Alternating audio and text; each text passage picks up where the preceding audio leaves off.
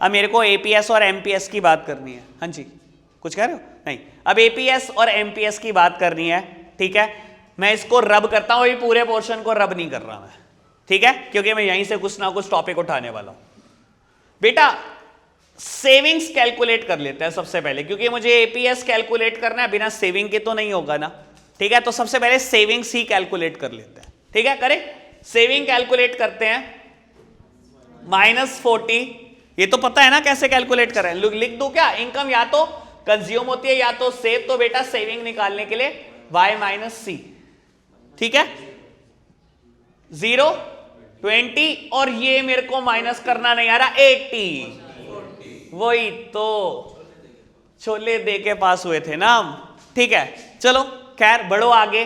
बेटा मेरे को कैलकुलेट क्या करना है? एपीएस फॉर्मूला क्या होता है? S/Y, यार बोलो, S/Y, यानी कि ये क्या बताता है बेटा? इनकम में से कितना पोर्शन सेव कर रहे हो, ये रेशो बताता है सेविंग की विद रिस्पेक्ट टू इनकम, ठीक है। तो बेटा कैलकुलेट कराओ, दिस अपॉन दिस, ये तो कैलकुलेट नहीं हो सकता, ठीक है। -20/100, तो बोल सकते हैं बेटा, ऐसा बोल सकते हैं कि नहीं बोल सकते? ठीक है, 0/200 समथिंग, 0/समथिंग कुछ भी हो, इट इज 0, इट इज 0, 20/300। अब मैंने 2 महीने लिखे, बाकी आप बताओ। चलो छोड़ो, ठीक है। और 40/400 मैंने ये भी लिख दिया, ठीक है जी, बात ओके। प्रॉपर्टी फ्रेम करें या पहले एमपीएस भी निकाल दो? चलो पहले प्रॉपर्टी फ्रेम कर लेते हैं यार, तो अभी जगह ज्यादा है, ठीक है। एपीएस नेगेटिव हो सकता है, कैन बी नेगेटिव, और अगर एपीसी ध्यान हो तो यहां पर मैंने लिखा था डिस सेविंग्स, मैं वही बात अब लिख रहा हूं। पहली प्रॉपर्टी, क्या बात क्लियर है? एपीएस 0 भी हो सकता है, अच्छा जी ये भी दिखाई दे रहा है मेरे को, एपीएस कैन बी 0, लो लिख ही लेते हैं, कैन बी 0, और ये इंडिकेट करता है ब्रेक इवन पॉइंट। वहां पर भी मैंने यही लिखा था कि नहीं लिखा था? यही लिखा था, ठीक है। एपीएस आप कोशिश करो प्रॉपर्टी फ्रेम करने की, नेगेटिव हो सकता है, 0 हो सकता है, ठीक है, लेस देन 1 हो सकता है, दिख नहीं रहा लेस देन 1 हो सकता है। लेकिन अब एक बात बोल देता हूं, सुन लो, पहले सुन लो, एपीएस ना तो इक्वल ना ही ग्रेटर देन 1 हो सकता। ये कैसे? ना तो 1 हो सकता, 1 क्यों नहीं हो सकता? सुन लो, मतलब आपके कहने का मतलब है आज तक जब से जॉब लगी 100 मिलते गए और आप सारे जोड़ते गए, पहले महीने से लेकर आज तक जोड़ लिया आपने। भाई सेविंग जब इनकम के बराबर होंगी तभी एपीएस 1 होगा ना, एस और वाई बराबर है तभी तो कैंसिल होके बनाएगा ना। यानी कि आप कह रहे हो आज तक का एपीएस तो आज तक का कंपेयर करेगा ना, आज तक की इनकम आज तक की सेविंग के बराबर है, ऐसा हो सकता है? नहीं हो सकता। तो ये इक्वल्स टू 1 नहीं हो सकता, ग्रेटर देन 1 की तो क्या ही बात कर रहे हो यार, जब 1 ही नहीं हो सकता तो ग्रेटर देन 1 का तो मैटर ही नहीं है। क्या बात क्लियर है? नीतीश गुड मॉर्निंग, उड़िया बेटे, ठीक है। मंगल ग्रह पे पानी है, खोज नहीं करके आया तू अभी? हाँ, इतनी बात ओके, पक्का बताओ। देखो आप ही ने करनी है बाद में सारी प्रॉपर्टीज, ठीक है ना, अभी टेस्ट में आने वाली है यही, चारों पूछूंगा मैं तो एक पूछता नहीं, ठीक है ना, और सारे एग्जाम्पल लिखवाऊंगा ये, बिल्कुल बात ओके। चलो ठीक है, अभी आप 2 मिनट के लिए पॉज करो और इसको नोट डाउन। बेटा अब नेक्स्ट टॉपिक स्टार्ट कर रहे हैं, हमें एमपीएस की प्रॉपर्टी जाननी है, ठीक है। एमपीएस का फॉर्मूला होता है del S upon del Y होता है, ठीक है ना। तो अभी बेटा सबसे पहले डेल एस और डेल वाई कैलकुलेट कर लो, उसके बाद एमपीएस आराम से कैलकुलेट हो जाएगा, ठीक है। तो सबसे पहले बात करते हैं डेल्टा एस की। बाबू फर्स्ट लेवल पर चेंज नहीं निकल सकता, ठीक है ना, सेकेंड लेवल पे चेंज निकलेगा। अब देखो आप यहां गड़बड़ मत कर जाना, चेंज निकलता कैसा है बाबू? Next level minus previous level, यही होता है ना। देखो next level is minus previous level, ये क्या बनेगा बेटा? +20। समझ आई बात? गड़बड़ मत कराना, वहां पर जल्दबाजी के कारण -20 लिखा होगा ही, ठीक है। चेंज 20 का आया है, और ऐसे ही बेटा 10 माइनस 10, यहां पर भी 20, यहां पर भी 20, यहां पर भी। समझ आई बात? ठीक है। इनकम की बात करें, फर्स्ट लेवल पर कोई चेंज नहीं निकलेगा, सेकेंड लेवल पर second level minus first level, third level minus second level, fourth level minus third, fifth minus 4, ठीक है। Del S upon del Y, point, वैसे ये कोई टर्म नहीं होती, 0 पॉइंट लिखना चाहिए, 0.20 सारे ही लेवल पे मेरे एग्जाम्पल में, ऑल्दो प्रैक्टिकल सिचुएशन में जरूरी नहीं है ऐसा ही हो, ये मत लिखा ना एमपीएस की एक ही प्रॉपर्टी है, सब कांस्टेंट, ठीक है। चलो लो लिख देता हूं एक बात, एमपीएस 0 हो सकता है, पहली प्रॉपर्टी। क्यों हो सकता है बेटा? ऐसा हो सकता है किसी महीने मैंने 100 रुपए कमाए हो, 100 के 100 खर्च हो गए हो, उस महीने कुछ भी सेव ना हो पाया हो सकता है। इनिशियली जॉब के कुछ मंथ में ऐसा ही रहता है बेटा। एक टाइम जिंदगी में ये जरूर आएगा जब एमपीएस 1 हो जाएगा, मतलब कुछ 4-5 साल के बाद ही टाइम आए बेटा, घर में सारे खर्चे पहले से ही किए हुए हैं आपने, जितने पैसे मिले सारे के सारे जुड़ गए क्योंकि खर्चे पहले ही हुए हुए थे। आ सकता है टाइम। एमपीएस लेस देन 1 हो सकता है, ये तो दिख ही रहा है आपको। क्या नहीं हो सकता? MPS can't be greater than 1, can't be greater than 1। ये तो फिर वही बात होगी ना, 100 रुपए मिले इस महीने, मैंने 110 जोड़ लिए, या 100 मिले ज्यादा से ज्यादा 100 जोड़ लेगा, यानी कि एमपीएस ज्यादा से ज्यादा 1 हो सकता है। ग्रेटर देन 1 का तो कोई मैटर है ही नहीं, ग्रेटर देन 1 कभी नहीं हो सकता, ठीक है जी। सारी प्रॉपर्टीज लिख दी अब हमने, ठीक है। एपीसी की लिखी, एमपीसी की लिखी, एपीएस की लिखी, और अब एमपीएस की लिख दी, ठीक है।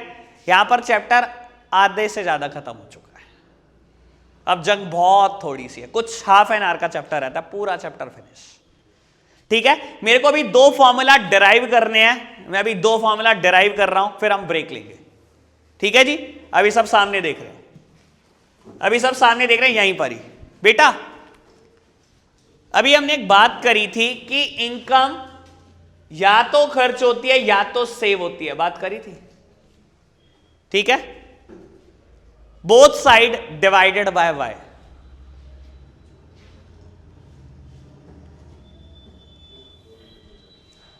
वन इज इक्वल्स टू, ये किसका फॉर्मूला है? और ये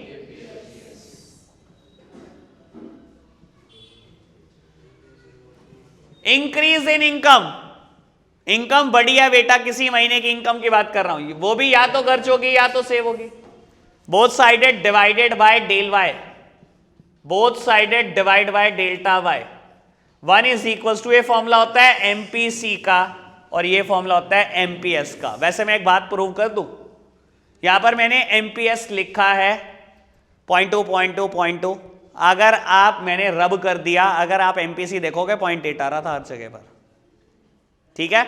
यहां पर सॉरी, अब एपीसी भी मैंने रब कर दिया, वरना मैं बता, एपीएस मैंने रब कर दिया वरना बताता आपको, मेरे एग्जांपल में हर जगह बना रहा था, वो आपने देखा नहीं, ठीक है, हमने नोटिस नहीं किया, लेकिन आ बन ही रहा था। ये तो ये 2 फॉर्मूला हमने डिराइव कर लिए, APC plus APS 1, MPC plus MPS 1, ठीक है। मैं अभी आपको एक क्वेश्चन दे रहा हूं, उसके बाद ब्रेक हो जाएगा, ठीक है। आपने क्वेश्चन सॉल्व करना है वो, ठीक है जी। अब मैं देखना चाहता हूं आप कितने इंटेलिजेंट बने, ठीक है जी। अभी कर रहे हैं, मैं क्वेश्चन दे रहा हूं आपको, लो।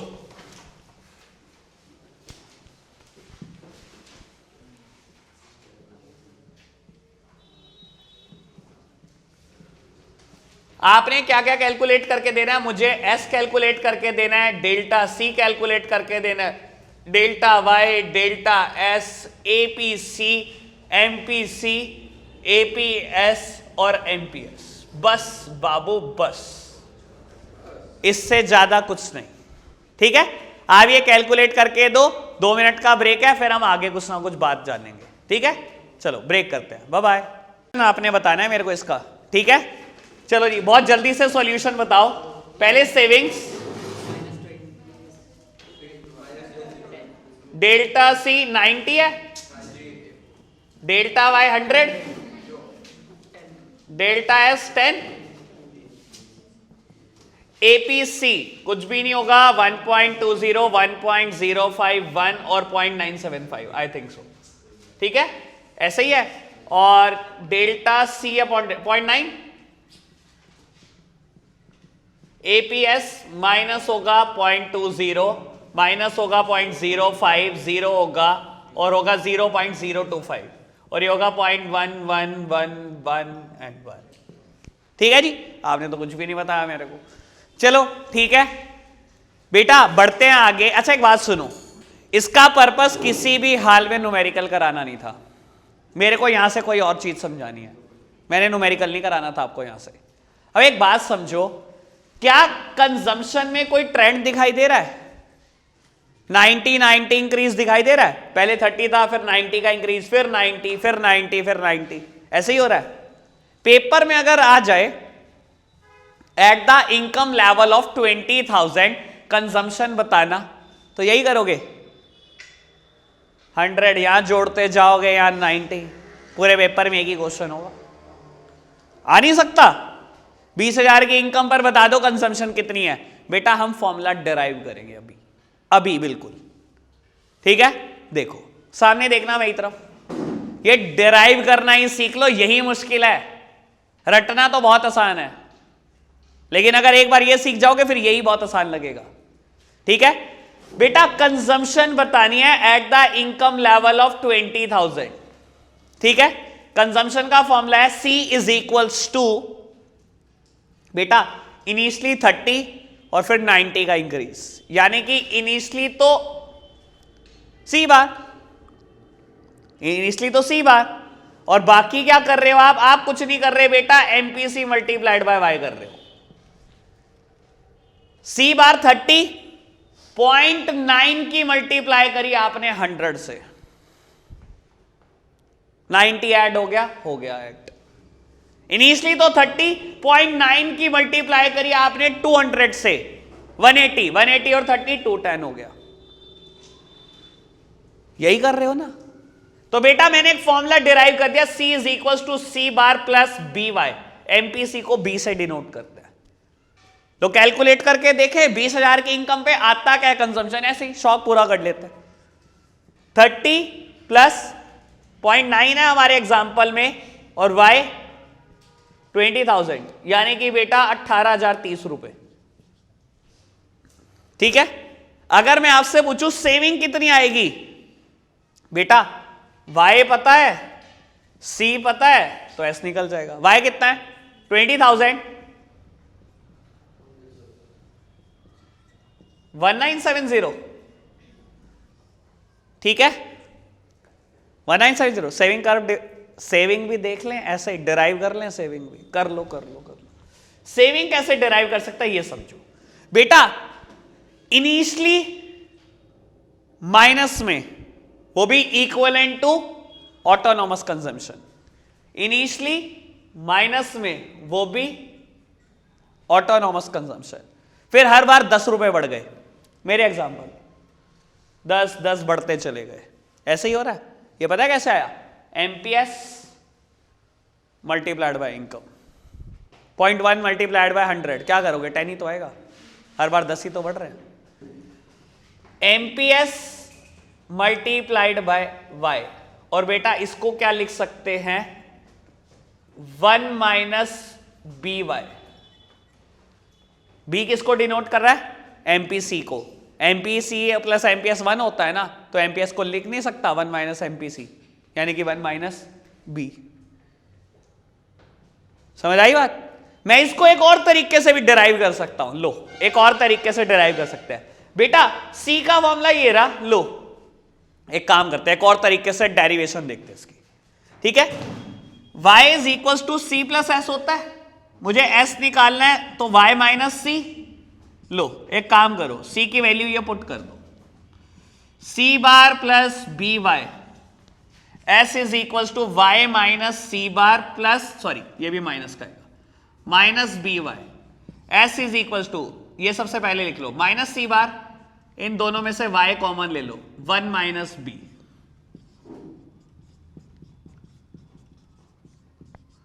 जो बात यहां लिखी है वही बात यहां लिखी है। मैंने दोनों रास्तों से डिराइव करा के दिखा दिया आपको। सबसे ज्यादा पेपर में क्वेश्चन इन दोनों फॉर्मूला पे, और ये रटना नहीं है, मुझे समझ नहीं आता क्यों रटवाया जाता है बच्चों को। ये तो बहुत आराम से डिराइव करा के दिखाया मैंने आपको, ऐसे थोड़ी कराया न्यूमेरिकल, ये तो डेरिवेशन के लिए कराया। बात समझ आई अभी तक? पक्की बात।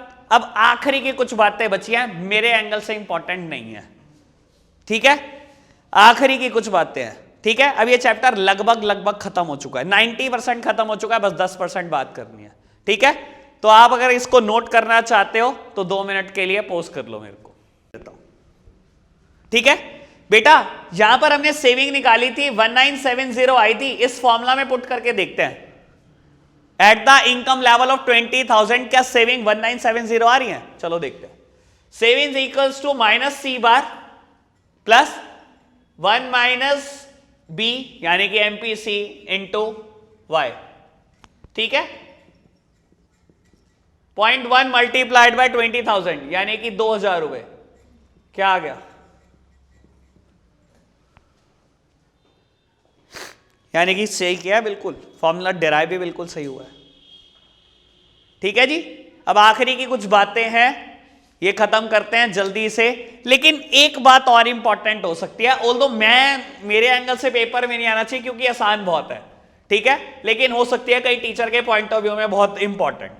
बेटा कई बार आपको कहता है कंजम्पशन कर्व से सेविंग कर्व डेटा वो फ्रेम कर दो, या आपको बोलता है सेविंग कर्व गिवन है, कंजम्पशन कर्व बनाकर दिखा दो फ्रॉम सेविंग कर्व, ठीक है? दोनों ही मुश्किल नहीं है, मैं दोनों ही सिखा देता हूं। बुक में दिया है कि नहीं दिया, शायद एक दिया है या दिया ही नहीं हुआ, ठीक है? मैं दोनों ही सिखा देता हूं आपको, मुश्किल कुछ नहीं होता इसमें, ठीक है? पेपर में आएगा डिराइव कर दो कंजम्पशन कर्व से सेविंग कर्व। मान लो कंजम्पशन कर्व गिवन है, ठीक है? लो कंजम्पशन कर्व ऐसे बनता है, ये एग्रीगेट सप्लाई कह लो या इनकम का कर्व कह लो, एक ही बात है। और ये है कंजम्पशन कर्व, इनिशियली ज्यादा होता है इनकम से, फिर कहीं इंटरसेक्ट करता है और फिर कंजम्पशन कर्व हो जाती है, इनकम ज्यादा हो जाती है, ऐसे ही होता है। वो लिख लोगे ना, एक्स एक्सिस पे क्या है, वाई एक्सिस पे लिख दूं क्या? यहां पर है एग्रीगेट सप्लाई, यहां पर क्या है इनकम। मुझे सेविंग कर्व फ्रेम करना है फ्रॉम द कंजम्पशन कर्व, ठीक है? ये पोर्शन क्या है? ऑटोनॉमस कंजम्पशन, जिसको डिनोट करते हैं विद, इतनी बात ओके? करे सेविंग कर्व डिराइव, चलो आप कह रहे हो तो करते हैं डिराइव। लो जी मैं अब डेरिवेशन दिखा रहा हूं आपको, सेविंग कर्व कैसे डिराइव हो सकता है। बेटा देखो एक सिंपल सी बात है, at zero level of income जितना आपने कंज्यूम किया है उतनी डिस सेविंग्स होती है, ऐसा ही होता है। अब इतनी सारी बातें पढ़ ली आपने, जीरो लेवल पे जितनी इनकम होती है सब डिस सेविंग होता है। लो अगर किसी को फिर भी ध्यान नहीं आ रहा, जीरो लेवल की इनकम है, 40 की कंजम्पशन है, जितनी कंजम्पशन है सारी डिस सेविंग नहीं होती क्या? ठीक है ना? उसने मुझे कंजम्पशन दिया है ना, जितना कंजम्पशन ऑटोनॉमस है उतनी ही डिस सेविंग कर लो। एक पॉइंट मिल गया, सामने देखो सब जरा, एक पॉइंट मिल गया, ठीक है? जिस लेवल पर बेटा ये दोनों एक दूसरे को इंटरसेक्ट करते हैं वहां पर सेविंग जीरो होती है। ब्रेक इवन पॉइंट क्या होता है? y is equals to C और saving is equals to zero. याद आई कुछ बात? यानी कि बेटा सेविंग जीरो, ठीक है? किसी भी लाइन को बनाने के लिए 2 पॉइंट की जरूरत होती है, आपके सामने दोनों पॉइंट है, इससे ज्यादा मैं आपको मैथ्स बता नहीं सकता।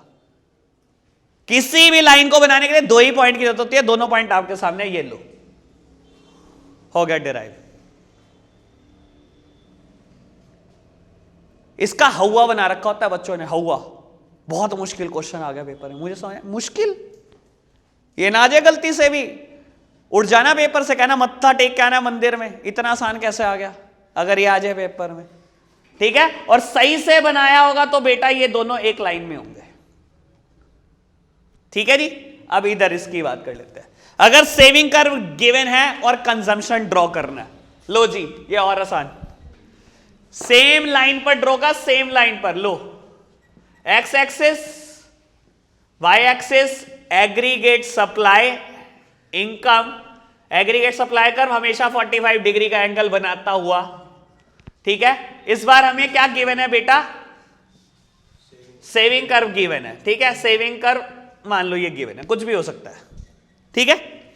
अब अगेन मैं बिल्कुल वैसी बात बोलूंगा, बेटा जितना जीरो लेवल ऑफ इनकम पर डिस सेविंग्स है उतना ही ऑटोनॉमस कंजम्पशन है, और जहां सेविंग जीरो है वहां बेटा ये एक दूसरे को इंटरसेक्ट करेंगे।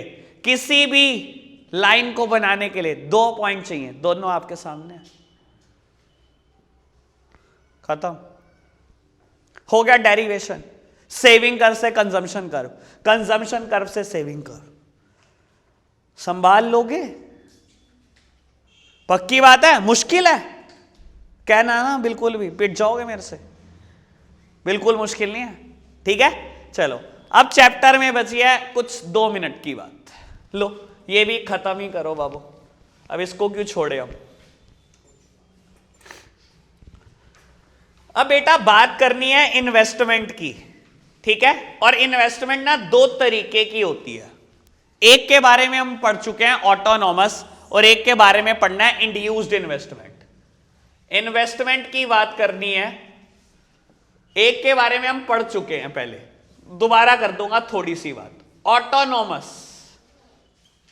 और एक के बारे में भी पढ़ना है बेटा इंड्यूस्ड इन्वेस्टमेंट। दोनों का कर्व भी बनाना सीखना है बाबू।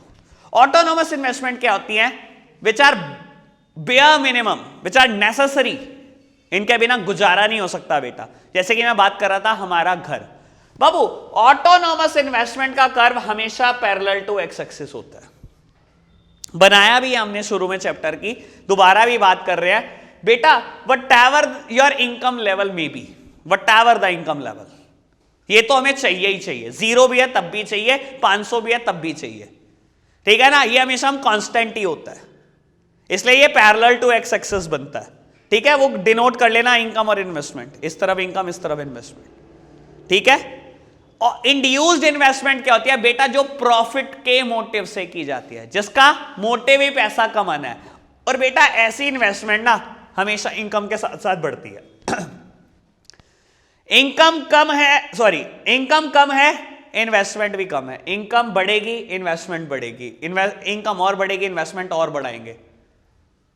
इनकम कम है एक प्रॉपर्टी खरीदते हैं, इनकम थोड़ी बढ़ गई प्रॉपर्टी खरीदते हैं, गोल्ड भी खरीदते हैं। इनकम और बढ़ गई प्रॉपर्टी भी खरीदते हैं, गोल्ड भी खरीदते हैं, एफडी भी करता है। इन्वेस्टमेंट बढ़ती चली जाएगी। जैसे जैसे इनकम बढ़ेगी वैसे वैसे इन्वेस्टमेंट भी बढ़ेगी। इस इनकम पे इन्वेस्टमेंट इतनी, इस इनकम पर इन्वेस्टमेंट और ज्यादा, और भी कोई पॉइंट देखोगे हमेशा ही ज्यादा निकलेगी।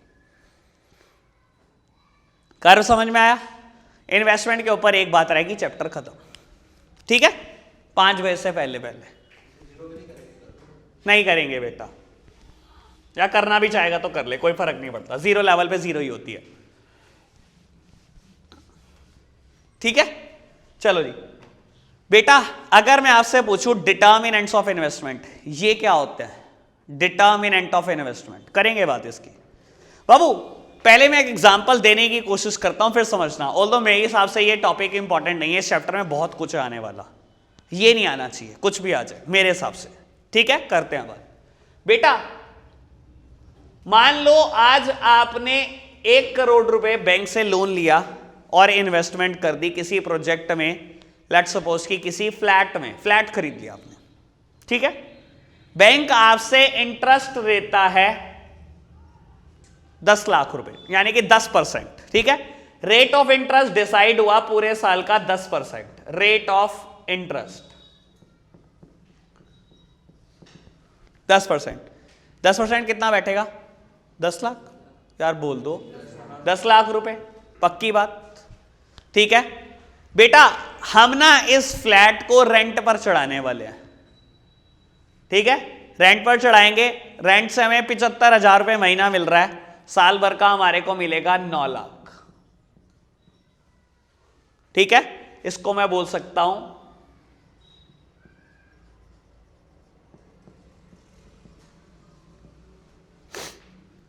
ठीक है, प्रोस्पेक्टिव इनकम बोल दो या रिटर्न बोल दो, कुछ भी बोल दो, कोई फर्क नहीं पड़ता, ठीक है जी। 9 लाख। अच्छा एक बात बताओ, इन्वेस्ट करूं कि ना करूं? 10 लाख ब्याज देनी है, 9 लाख कमाता हूं, इन्वेस्ट करूं कि ना करूं? नहीं करूं, पक्का से बात। इस एग्जांपल से मैंने बेटा आपको पता नहीं टॉपिक खत्म कर दिया। 3 डिटर्मिनेंट होते हैं बेटा, 3 डिटर्मिनेंट होते हैं इन्वेस्टमेंट के, ठीक है। एक तो रेट ऑफ इंटरेस्ट, दूसरी बात सप्लाई प्राइस, इसको बोलते हैं सप्लाई प्राइस। कितने रुपए की इन्वेस्टमेंट होगी, आप इसको कैश आउटफ्लो भी बोल सकते हैं, सप्लाई प्राइस, और इसको बोलते हैं प्रोस्पेक्टिव रिटर्न। बेटा इन दोनों को कंबाइंड करके बोलते हैं MEI, marginal efficiency of investment. लिख दूं, marginal efficiency of investment, marginal efficiency of investment, दो चीजों से मिलकर बनी है बेटा, supply price as well as prospective return. लो कैलकुलेट करना एक बार रिटर्न इन परसेंटेज अमाउंट, कितने परसेंट रिटर्न आ रही है, 9%। ब्याज कितना देना है, 10%। MEI is less than interest rate. कभी प्रोजेक्ट में इन्वेस्ट करोगे, नहीं करोगे, ठीक है। एग्जाम्पल तो मैंने जान के दिया आपको, मुझे तो 3 बातें क्लियर करनी थी, तीनों बातें क्लियर है। इन्वेस्टमेंट के 3 डिटर्मिनेंट होते हैं, सप्लाई प्राइस, प्रोस्पेक्टिव रिटर्न और रेट ऑफ इंटरेस्ट। इन तीनों से पता लगता है किसी भी प्रोजेक्ट में इन्वेस्टमेंट करना चाहिए कि नहीं करना चाहिए, तीनों ही बातों से पता लगता है, एक भी नहीं होगी तो पता नहीं लगेगा। MEI तो बेटा इन दोनों को कंबाइंड करके बना है यार। MEI कुछ नहीं होता, देख से सिंपल से बताता हूं, यहां पर इसका नाम MEI है, मेरी नजर में पता है क्या ये, ROI, रिटर्न ऑन इन्वेस्टमेंट। याद आया, बिजनेस स्टडीज में भी तो बात करी है कैपिटल स्ट्रक्चर के टाइम पर, नहीं करी क्या बात रिटर्न ऑन इन्वेस्टमेंट की, वही तो है। क्या कमा रहे हो कितने रुपए लगाकर, मुश्किल तो कितना भी बना लो चीजों को रटने के लिए, समझने को तो कुछ भी नहीं है इसमें। क्या कमाया, कितने रुपए लगाकर, रिटर्न ऑन इन्वेस्टमेंट ही तो है। अगर रिटर्न ऑन इन्वेस्टमेंट इंटरेस्ट से कम है तो इन्वेस्ट करना चाहिए, कभी नहीं करना चाहिए। बात क्लियर हुई। लास्ट बात, सिर्फ बोलने के लिए बाबू देखो, एक ना आगे जाके टॉपिक आएगा भी एम्प्लॉयमेंट अनएम्प्लॉयमेंट का, यहां पर पढ़ने की जरूरत नहीं है। आपसे पूछेगा एम्प्लॉयमेंट की डेफिनेशन, स्ट्रक्चरल अनएम्प्लॉयमेंट क्या होती है। सर ये बातें सारी इंडियन इकोनॉमिक डेवलपमेंट में है और कर चुके हैं पूरा चैप्टर एम्प्लॉयमेंट अनएम्प्लॉयमेंट में, तो यहां पढ़ने की जरूरत नहीं है, इसकी कोई रेलेवेंस नहीं है यहां पर, ठीक है। इसके अलावा एक टर्म है सिर्फ बोलने के लिए, एक्स-एंट सेविंग्स एंड इन्वेस्टमेंट, और बेटा एक्स-पोस्ट सेविंग एंड इन्वेस्टमेंट। बस आपने वर्ड याद रखने हैं, कोई कोर्स का पार्ट नहीं है, कोई कुछ नहीं है।